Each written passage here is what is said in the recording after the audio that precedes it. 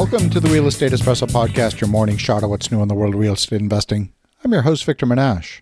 On today's show, we're taking a closer look at what it takes for the Bureau of Labor and Statistics to declare their numbers for GDP, and ultimately, when they declare that we're in a recession. So why is this important for real estate investors? Well, interest rates keep rising because inflation's high and the economy is strong. The economy is strong is that part of the narrative that is continuing to fuel inflation expectations in the eyes of the Fed. We know intuitively that the economy in Nebraska is very different than the economy in California. So knowing that fact, we could conceive it possible that if one state could be in economic expansion, it's possible that another might be in economic contraction. We've long said that real estate is hyperlocal. Well, so too is the economy. When the Bureau of Labor and Statistics comes out with their GDP numbers, they also look at the numbers for the individual states. In fact, they publish the data on the Federal Reserve Bank of Philadelphia's website. These numbers are called the State Coincident Indices, or SCI for short. In order for the entire country to be declared to be in a recession, then at least 26 states must show economic contraction. Even if 25 of the most populous states, representing 82% of the nation's population, are in recession, then the country would still be declared not to be in a recession according to the current methodology. You could have all of those low population states moving sideways or at least maybe in mild growth, and if that were to happen, you would still not be in recession. Although I suspect if that were really the case, they would probably correct the measurement, but so far they haven't. The other thing that the Federal Reserve Bank of Philadelphia reports is the revised data for GDP. The revised data is more accurate than the preliminary numbers, and the preliminary numbers get announced with much fanfare each month. There's almost always revisions. For example, in early 2008, there were only 9 states showing negative growth, according to the State Coincident Indices. In April of 2008, the preliminary report showed that the economy had somehow grown by an annual rate of 3.2% in the first quarter.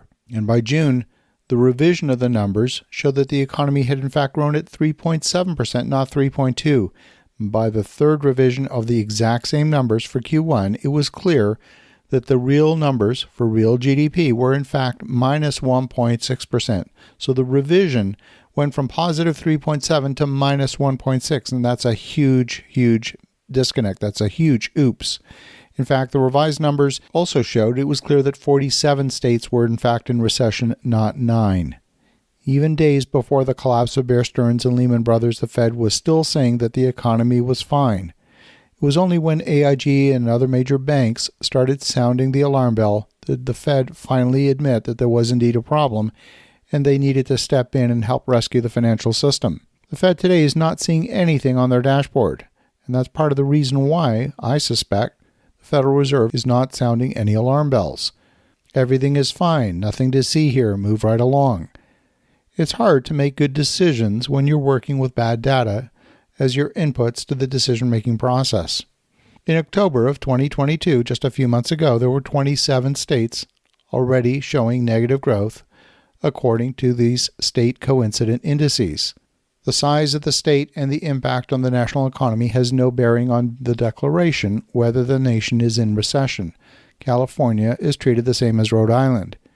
Each of these numbers at the state level are being reported using real GDP adjusted for inflation with local state-level CPI metrics. While the numbers are still preliminary, when we look at other data such as consumer spending and import-export data for the nation, we can see that the numbers for November are down compared with October. It seems that the government is doing everything they can to avoid using the R word. The word recession is a political hot potato, and no government wants a recession while they're in power. The governing party is almost always getting the blame for the recession, so it's safe to say that we will not hear about a recession until well after the fact, until really there's no avoiding it. But we live in an upside-down world right now. What's good is bad, and what's bad is good. The Fed took away the punch bowl about 9 months ago, and in so doing, they also harmed a lot of otherwise good real estate projects by making them unaffordable almost overnight. It will take a recession and a continued drop in inflation to see interest rates lowered. The market is clearly signaling by virtue of the yield curve inversion that they expect short-term interest rates to drop. This is the so-called Fed pivot. And we're seeing a wide variation in interest rate quotes for commercial real estate projects. The appetite for conventional real estate projects is probably not going to reappear in earnest until we start to see interest rates stabilize. And this is one of those times when real estate investors are actually wishing for a recession. Well, the good news is we actually have one, just they won't admit it. As you think about that, have an awesome rest of your day. Go make some great things happen. We'll talk to you again tomorrow.